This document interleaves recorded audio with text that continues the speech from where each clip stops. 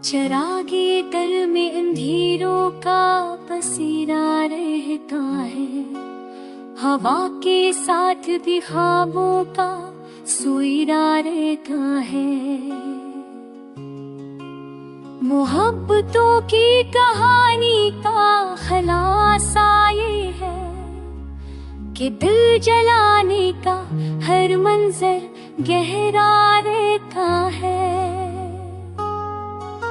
वो जिसके होंठ पे खामोश दाई ठहरी, लबों पे इसके हमेशा ही तक़ाज़ा रहता है।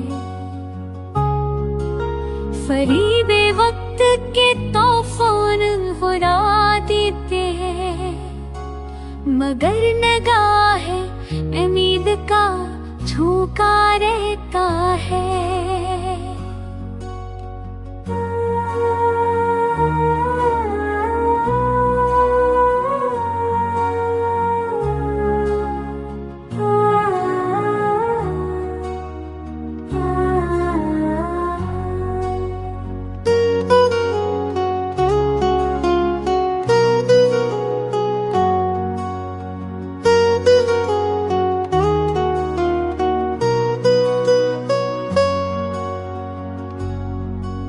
कभी जो जख्म जमाने ने दिए दिल पर, तो अनके गून जिस सदों पर अखियाँ रहता है। मसाफ़तों के सभी राहज़न हकीकत है, मगर मसाफिर का हौसला ही सच्चा रहता है। कहीं पे ख्वाब बिखरते हैं हवा के जैसे, कहीं पे अश्क का दरिया भी टूटा रहता है।